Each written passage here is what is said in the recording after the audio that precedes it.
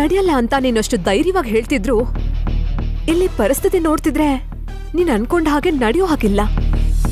Don't worry aunty, ನಾನು ಏನ್ ಮಾಡಿದ್ರು ಪರ್ಫೆಕ್ಟ್ ಆಗಿ ಮಾಡ್ತೀನಿ. ಎಲ್ಲ ಪ್ಲಾನ್ ಪ್ರಕಾರನೇ ಮಾಡ್ತೀನಿ. ಈ ಎಂಗೇಜ್ಮೆಂಟ್ ಹಾಳಾಗ್ಬೇಕು ಅಂತ ಒಂದು ಪ್ಲಾನ್ ಕೂಡ ರೆಡಿ ಮಾಡಿದ್ದೀನಿ. ಒಂದು ನಿಮಿಷ.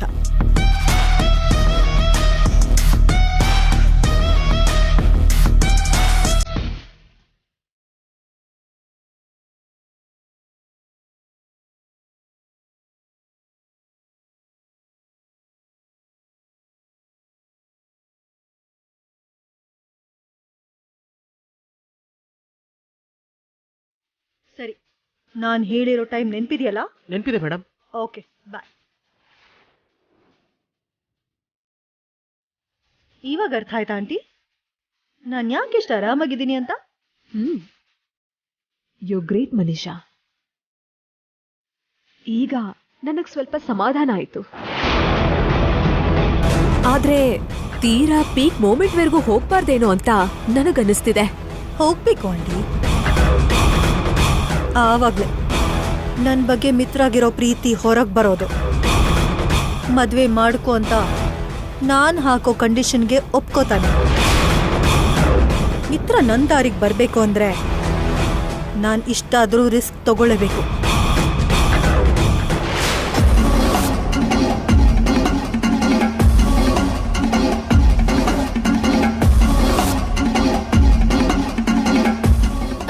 ಆಂಟಿ, ದೃಷ್ಟಿ ನಾನ್ ತೆಗಿತೀನಿ, ಇಲ್ಲಿ ಕೊಡಿ. ಆ ಮ್ಯಾಚ್ ಬಾಕ್ಸ್ ಕೊಡಿ.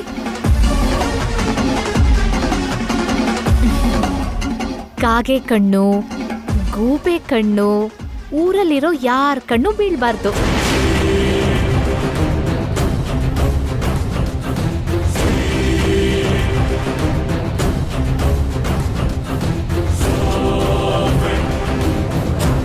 ಮನೀಷಾ, ನಿನ್ ಮುಖದಲ್ಲಿ ಆಗ್ಲೇ ಮದ್ವೆ ಕಳೆ ಎತ್ ಕಾಣ್ತಿದೆ ಗೊತ್ತಾ?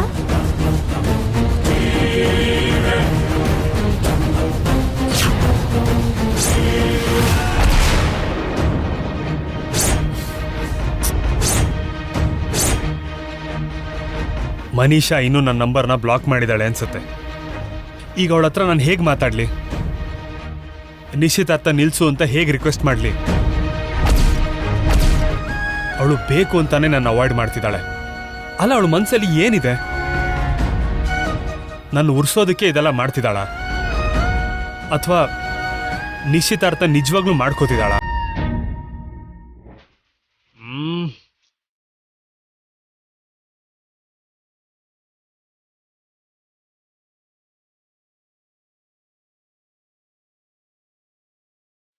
ಸರಿ, ನೀವಿಬ್ರು ಮಾತಾಡ್ತಾ ಇರಿ.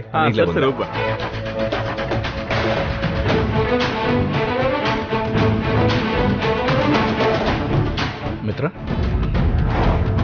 ಇಫ್ ಯು ಡೋಂಟ್ ಮೈಂಡ್, ಯಾಕೋ ತುಂಬ ಡಲ್ ಆಗಿ ಇರಿಟೇಟೆಡ್ ಆಗಿ ಕಾಣಿಸ್ತಾ ಇದೆಯಲ್ಲ? ಕಾರಣ ಏನಂತ ತಿಳ್ಕೊಬೋದಾ? Is everything okay? Okay Neeraj. ಇಲ್ಲ ಮಿತ್ರ, ನಾನು ತುಂಬ ಹೊತ್ತಿಂದ ನೋಡ್ತಾ ಇದ್ದೀನಿ. ಯಾಕೋ ಒಬ್ಬನೇ ಮಾತಾಡ್ತಾ ಇದೆಯಾ? ಒಬ್ಬನೇ ಬೇಜಾರು ಮಾಡ್ಕೊಂಡಿರ್ತೀಯಾ? ನನ್ನಿಂದೇನಾದರೂ ಆಗ್ಬೇಕಂದ್ರೆ ಹೇಳು. ನನಗಿರೋ ಪ್ರಾಬ್ಲಮ್ಸ್ ನನಗಿರುತ್ತೆ. ಅದನ್ನ ನಿನಗೆ ಹೇಳೋದ್ರಿಂದ ಯೂಸು ಆಗಲ್ಲ, ರಿಸಲ್ಟು ಸಿಗಲ್ಲ.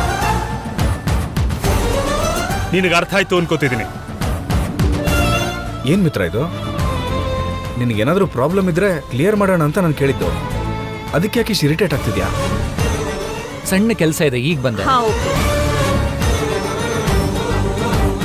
ನೀನು ತಪ್ಪು ತಿಳ್ಕೊಬೇಡ ನೀರಜ್. ರೀಸೆಂಟಾಗಿ ಒಂದು ಪ್ರಾಜೆಕ್ಟ್ ಮಿಸ್ ಆಯಿತು. ಪ್ರಾಜೆಕ್ಟ್ ವಿಷಯಕ್ಕೆ ಅಣ್ಣ ಸ್ವಲ್ಪ ಡಿಸಪಾಯಿಂಟ್ ಆಗಿದ್ದಾನೆ. ಸೊ ಈಗ ಕೂಡ ಅದೇ ಯೋಚನೆಯಲ್ಲಿದ್ದಾನೆ ಅನ್ಸುತ್ತೆ. Please don't mind. That's okay ಮಿತ್ರ. ಇಂಥವೆಲ್ಲ ಲೈಫಲ್ಲಿ ಬರ್ತಿರುತ್ತೆ, ಹೋಗ್ತಾ ಇರುತ್ತೆ. ಆದರೆ ಈ ಒಕೇಶನ್ಸ್ ಇದೆಯಲ್ಲ, ಇದು ಮಾತ್ರ ತುಂಬ ರೇರ್ ಆಗಿ ಬರೋದು, ನೆನ್ಪಿಟ್ಕೊ. ಈ ಪ್ರಾಜೆಕ್ಟ್ಸು, ಕಾಂಟ್ರಾಕ್ಟ್ಸು ಇದೆಲ್ಲ ಸ್ವಲ್ಪ ಪಕ್ಕಕ್ಕಿಟ್ಟು ನಮ್ಮೆಲ್ಲರ ಜೊತೆ ಸೇರಿ ಹ್ಯಾಪಿಯಾಗಿರೋ ಪ್ಲೀಸ್.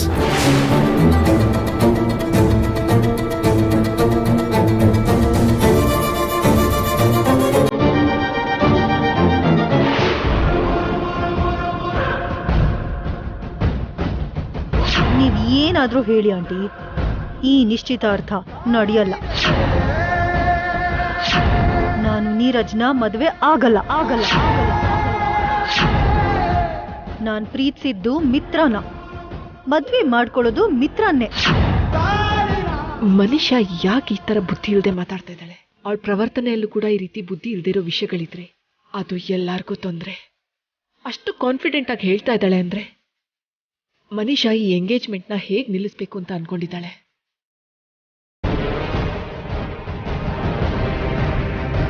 ಅರವಿಂದ, ಯಾವ್ದ್ರ ಬಗ್ಗೆನೋ ತುಂಬಾ ಗಾಢವಾಗಿ ಯೋಚನೆ ಮಾಡ್ತಿದ್ಯಾ ಅಂತ ಗೊತ್ತಾಗ್ತಿದೆ. ಇಂಥ ದೊಡ್ಡ ಫಂಕ್ಷನ್ನಲ್ಲಿ ಇಷ್ಟು ಜನ ನೆಂಟರ ಜೊತೆಗೆ ಎಲ್ಲೋ ನಿಂತ್ಕೊಂಡು ಯೋಚನೆ ಮಾಡ್ತಿದ್ಯಾ ಅಂದ್ರೆ ಅದು ತುಂಬಾ ಮುಖ್ಯವಾದ ವಿಷಯನೇ ಆಗಿರುತ್ತೆ. ಅದೇನು ಅಂತ ನಾನು ಸಹ ತಿಳ್ಕೊಬೋದಾ? ಅಯ್ಯೋ, ಹಾಗೇನೂ ಇಲ್ಲ ರೀ. ನಿಜವಾಗ್ಲೂ ಏನೂ ಇಲ್ವಾ? ಅಥವಾ ನಿನ್ನ ಆಲೋಚನೆ ಭಾರವನ್ನ ನನ್ನ ಭುಜದ ಮೇಲೆ ಯಾಕೆ ಹಾಕ್ಬೇಕು ಅಂತ ಯೋಚನೆ ಮಾಡಿ ಸುಮ್ಮನಾಗ್ತಾ ಇದೆಯಾ? ಹೇಳ್ಕೊಂಡ್ರು ಕೂಡ ನಿಮ್ ಭುಜದ ಮೇಲೆ ಭಾರನ ಹೊರಿಸೋಂಥ ವಿಷಯ ಇಲ್ಲಿ ನಡೀತಾ ಇಲ್ಲ ಬಿಡಿ. ಸದ್ಯ ನೀನ್ ಈ ರೀತಿ ಸ್ಮೈಲ್ ಮಾಡ್ತಾ ಇದ್ರೆ ಸಾಕು, ನನಗೆ ಯಾವ ಚಿಂತೆನೂ ಇರಲ್ಲ.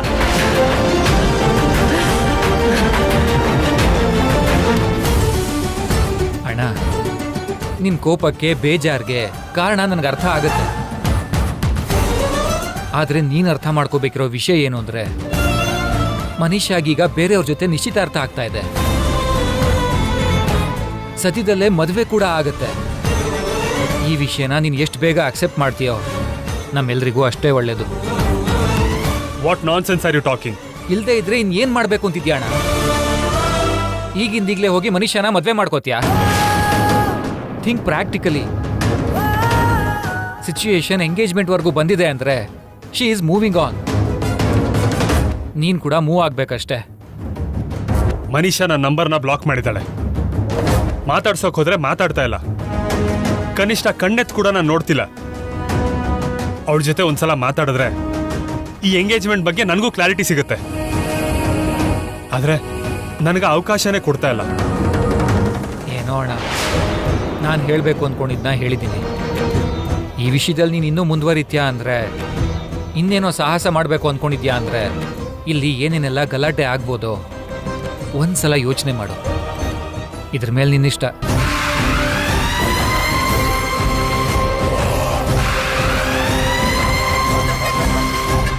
ಹೇಗಾದ್ರೂ ಮಾಡಿ ಮನೀಷಾ ಜೊತೆ ಮಾತಾಡಲೇಬೇಕು.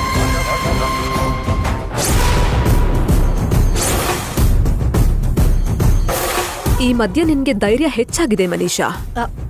ಯಾಕಂಟಿ?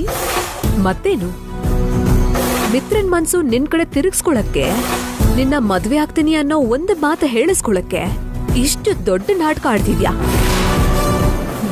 ನಿಜವಾಗ್ಲೂ ಧೈರ್ಯ ಇರ್ಬೇಕು ಗೊತ್ತಾ? Thanks aunty. I'll take it as a compliment.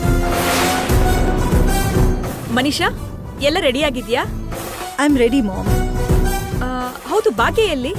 ಸ್ವಲ್ಪ ಬಾಯಾರಿಕೆ ಆಗ್ತಿತ್ತು, ನೀರ್ ತಗೊಂಡ್ ಬಾ ಅಂತ ನಾನೇ ಕಳಿಸ್ದೆ.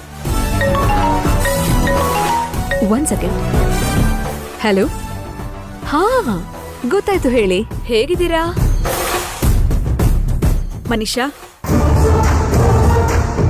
ನೀನು ಮೇಲೆ ನಗೋ ಹಾಗೆ ಕಂಡ್ರು ನೀನು ಒಳೊಳಗ್ ಪಡ್ತಿರೋ ನೋವು ನನಗೆ ಗೊತ್ತು.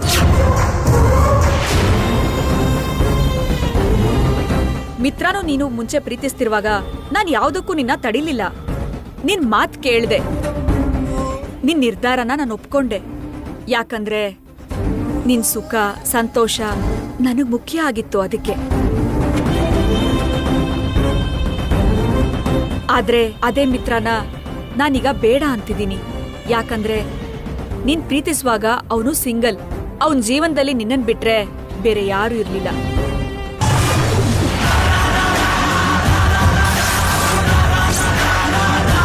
ಈಗ ಅವನ ಜೀವನದಲ್ಲಿ ಬೇರೆ ಹುಡುಗಿ ಇದ್ದಾಳೆ. ಆ ಹುಡುಗಿ ನೀನ್ ಪ್ರೀತಿಸ್ತಿರೋ ಹುಡುಗನ ಹೆಂಡತಿ ಸ್ಥಾನದಲ್ಲಿದ್ದಾಳೆ. ಅಂದ್ಮೇಲೆ ನೀನಿನ್ನೂ ಅವನ ಬಗ್ಗೆ ಯೋಚನೆ ಮಾಡೋದ್ರಲ್ಲಿ ಅರ್ಥನೇ ಇಲ್ಲ.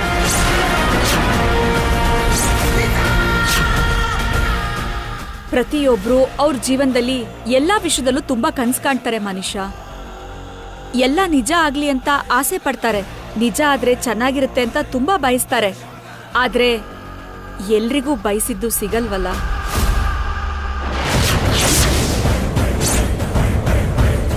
ಹಾಗಂತ ಅಲ್ಲಿಗೆ ಅವ್ರ ಜೀವನ ನಿಂತೋಯ್ತು ಅಂತಲ್ಲ.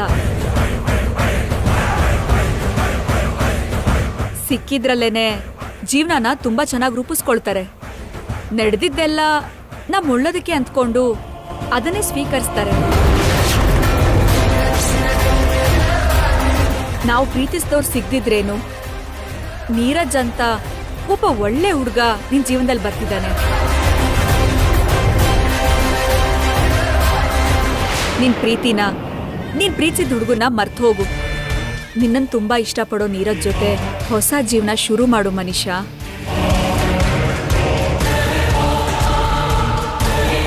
ಅನಂತ, ಏನು ಅಮ್ಮ ಮಗಳಿಬ್ರು ಇಲ್ಲಿ ನಿಂತ್ಕೊಂಡು ಮಾತಾಡ್ತಿದ್ದೀರಾ? ಅದೇನೂ ಇಲ್ಲ. ನಾಳೆ ಮದ್ವೆ ಆದ್ಮೇಲೆ ನನ್ ಮಗಳು ನಿಮ್ ಮನೆಗ್ ಬರ್ತಾಳಲ್ಲ, ಹೇಗಿರ್ಬೇಕು ಏನ್ ಮಾಡ್ಬೇಕು ಅಂತ ತಾಯಿಯಾಗಿ ನಾನು ಹೇಳ್ಬೇಕಲ್ವಾ? ಅಮ್ಮ ಮನೀಷಾ, ನೀನು ಸಂತೋಷವಾಗೇ ಇದೆಯಾ ಅಲ್ವಾ ಅಮ್ಮ? ಹೌದು ತಾತ. ನಾನು ತುಂಬಾ ಸಂತೋಷವಾಗಿದ್ದೀನಮ್ಮ. ನಿಂದು ನೀರಜ್ದು ಮದುವೆ ಮುಗಿಸಿದ್ರೆ ನಂದೊಂದು ಜವಾಬ್ದಾರಿ ಕಳಿಯತ್ತೆ. ಈ ನಿಶ್ಚಿತಾರ್ಥ ಯಾವುದೇ ಅಡ್ಡಿ ಆತಂಕ ಇಲ್ಲದೆ ನೆರವೇರ್ಬೇಕು. ನಾಳೆ ಮದುವೆ ಕೂಡ ಯಾವುದೇ ಅಡೆತಡೆ ಇಲ್ಲದೆ ನಡೆದ್ಬಿಟ್ರೆ ನಿಮ್ಮಿಬ್ಬರನ್ನು ಅಮೆರಿಕ ಕಳಿಸ್ಬಿಟ್ಟು ನನ್ನ ಹೆಗಲ್ ಮೇಲಿಂದ ಜವಾಬ್ದಾರಿ ಕಳ್ಕೊತೀನಿ. ತಾತ, ಎಲ್ಲ ಅನ್ಕೊಂಡಾಗೆ ಆಗುತ್ತೆ. ನೀವು ನಿಶ್ಚಿಂತೆಯಿಂದ ಇರಿ. ಸರಿನಮ್ಮ. ಅನಂತ, ನಾನು ಹೊರಡ್ತೀನಿ. ಪುರೋಹಿತರು ಕರೆದಾಗ ಮನುಷ್ಯನ ಕರ್ಕೊಂಡ್ ಬಾ. ಸರಿ ಆಯ್ತು.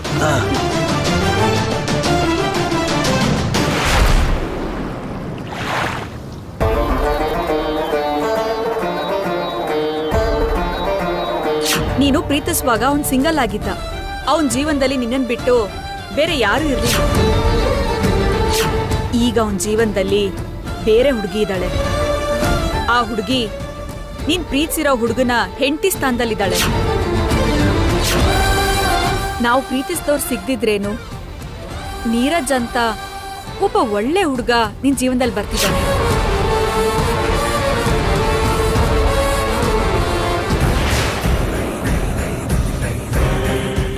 Excuse me. ಓಕೆ.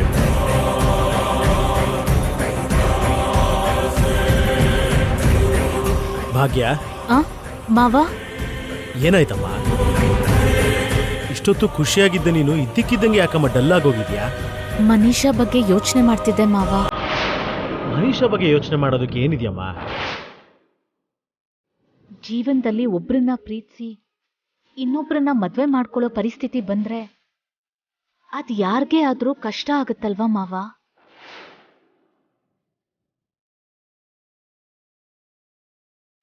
ನೀನು ಯಾವ ವಿಷಯದ ಬಗ್ಗೆ ಮಾತಾಡ್ತಿದ್ಯಾ ಭಾಗ್ಯ? ಏನಿಲ್ಲ ಮಾವ. ಮನೀಷಾ ಇದಕ್ಕೂ ಮೊದಲು ಒಬ್ರನ್ನ ಪ್ರೀತಿಸ್ತಿದ್ಲಂತೆ.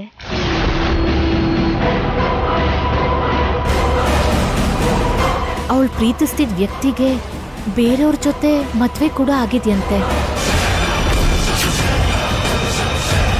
ಇದೆಲ್ಲ ನಿನಗೆ ಹೇಗೆ ಗೊತ್ತು ಭಾಗ್ಯ? ಆಗ್ಲೇ ಅನಂತ ಆಂಟಿ ಮನೀಷಾ ಮಾತಾಡ್ತಿದ್ದಾಗ ಕೇಳಿಸ್ಕೊಂಡೆ. ಪ್ರೀತಿಸ್ದೋರ್ನ ಈಗ ಮನೀಷಾ ಹೇಗೋ ಮದ್ವೆ ಮಾಡ್ಕೊಳಕ್ಕಾಗಲ್ಲ. ಮನಸ್ಸಲ್ಲಿ ಅವ್ರನ್ನೇ ಇಟ್ಕೊಂಡು ಈಗ ಮನೀಷಾ ನೀರಜ್ನ ಮದ್ವೆ ಆಗ್ಬೇಕು. ಯಾವ ಹುಡುಗಿಗಾದ್ರೂ ಇದು ತುಂಬಾ ನೋವು ಕೊಡೋ ವಿಷಯ ಅಲ್ವಾ ಮಾವ? ಹೌದಲ್ವಾ ಮಾವ? ಅಂದ್ರೆ ಹೌದು, ಕರೆಕ್ಟ್. ಆದ್ರೆ ಮನೀಷಾ ಮಾತ್ರ ಈ ಮದ್ವೆ ಮಾಡ್ಕೊಂಡ್ರಷ್ಟೇ ಮುಂದೆ ಸಂತೋಷವಾಗಿರೋಕ್ ಸಾಧ್ಯ. ನೀರಜ್ ತುಂಬಾ ಒಳ್ಳೆ ಹುಡುಗ. ಮನೀಷಾನ ಅರ್ಥ ಮಾಡ್ಕೋತಾರೆ, ತುಂಬಾ ಚೆನ್ನಾಗಿ ನೋಡ್ಕೋತಾರೆ.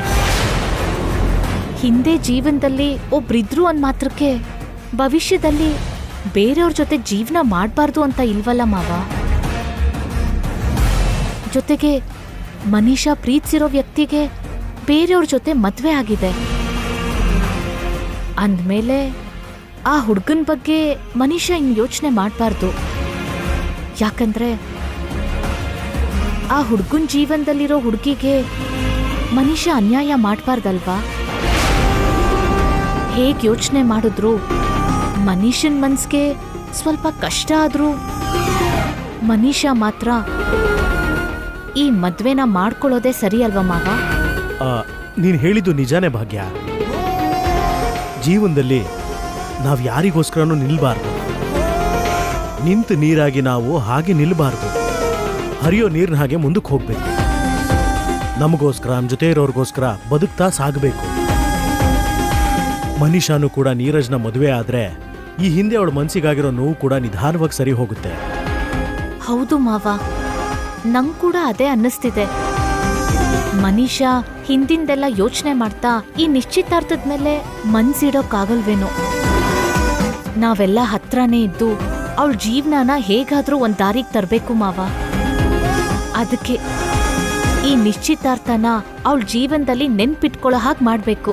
ನೀನ್ ಮಾಡ್ತೀಯ ಬಿಡಮ್ಮ, ನನಗ ನಂಬಿಕೆ ಇದೆ. ಮನೀಷಾಗೆ ನೀರಜ್ ಜೊತೆ ಮದುವೆ ಆಗೋದ್ರೆ ನಿನ್ಗೆ ಯಾವ ಸಮಸ್ಯೆನೂ ಇರಲ್ಲ.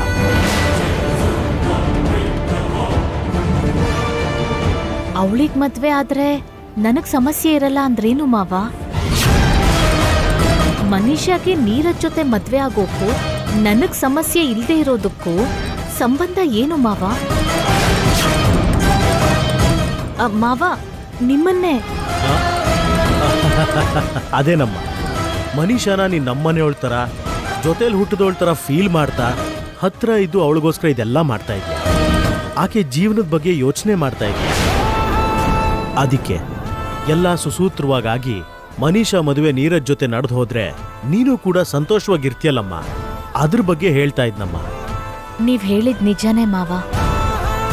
ಮನೀಷಾಗೂ ನನ್ಗೂ ರಕ್ತ ಸಂಬಂಧ ಇಲ್ಲದೆ ಇದ್ರು ಅವಳ ಬಗ್ಗೆ ನನ್ಗೆ ತುಂಬಾ ಒಳ್ಳೆ ಭಾವನೆ ಇದೆ. ಈಗ ಅವಳ ಪ್ರೀತಿ ವಿಷಯ ಗೊತ್ತಾಗಿ ಇನ್ನೂ ಪಾಪ ಅನ್ನಿಸ್ತಿದೆ.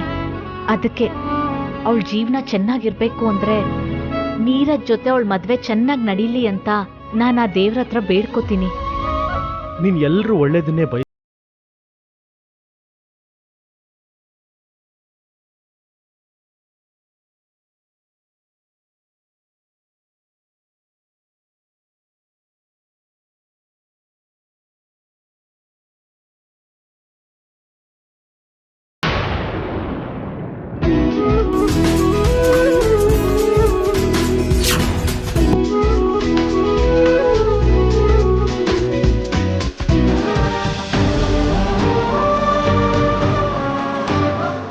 ನಮಸ್ಕಾರ ಪ್ರಸಾದರಾವ್ ಅವರೇ. ಪುರೋಹಿತರು ಬಂದ್ರ?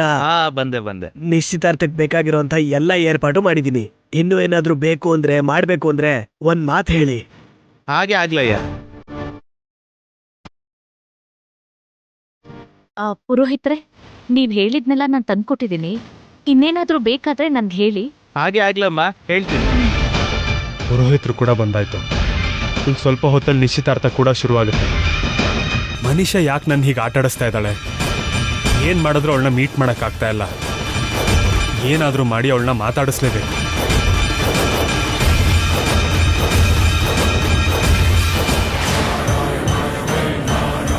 ಮಿತ್ರ ಲೈಫಿಂದ ನನ್ನನ್ನ ಆಚೆ ಹಾಕ್ಬೇಕು ಅಂತ ನೋಡ್ತಿದ್ದೀರಲ್ವಾ? ಅದ್ ಯಾವತ್ತೂ ನಡೆಯಲ್ಲ. ಯಾರ ಅಡ್ಡ ಬಂದ್ರು, ಕೊನೆಗೆ ನೀವೇ ಅಡ್ಡ ಬಂದ್ರು ಕೂಡ ಕೇವಲ 4 ದಿನಗಳಲ್ಲಿ ಮಿತ್ರನ ನನ್ನ ದಾರಿಗೆ ಎಳ್ಕೊಂಡು ಮಿತ್ರನ ಮದುವೆ ಮಾಡ್ಕೋತೀನಿ. ಇನ್ನು ಸ್ವಲ್ಪ ಹೊತ್ತಲ್ಲೇ ನಿಶ್ಚಿತಾರ್ಥ ನಡೆಯುತ್ತೆ. ಅಷ್ಟರೊಳಗಡೆ ಯಾವುದೇ ರೀತಿಯ ಅವಾಂತರಗಳು ನಡಿಕೊಡ್ದು. ನಿಶ್ಚಿತಾರ್ಥ ನಿಲ್ಲೋ ರೀತಿ ಏನೂ ಆಗಬಾರ್ದು. ಅನ್ಕೊಂಡ ಹಾಗೇನೆ ನಿಶ್ಚಿತಾರ್ಥ ಸಂಪೂರ್ಣವಾಗಬೇಕು. ಹಲೋ. ನಾನು ರಾಮಕೃಷ್ಣ ಮಾತಾಡ್ತಾ ಇದ್ದೀನಿ. ನಿಮ್ ದೊಡ್ಡಪ್ಪಂಗೆ ಫೋನ್ ಕೊಡ್ತೀರಾ? ಒಂದ್ ನಿಮಿಷ ಕೊಡ್ತೀನಿ. ದೊಡ್ಡಪ್ಪ, ರಾಮಕೃಷ್ಣ ಅವರು ಲೈನಲ್ಲಿದ್ದಾರೆ. ಹಲೋ.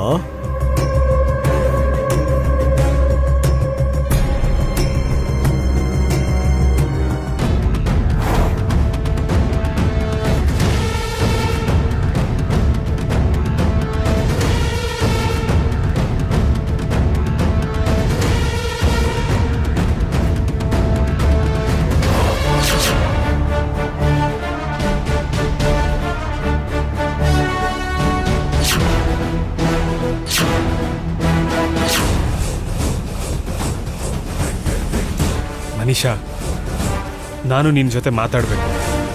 ನಿನಗೋಸ್ಕರ ಕಾಯ್ತಾ ಇರ್ತೀನಿ. ಅವಳ ಜೊತೆ ಕಮ್ಯುನಿಕೇಟ್ ಮಾಡೋದಕ್ಕೆ ಇದೊಂದೇ ದಾರಿ.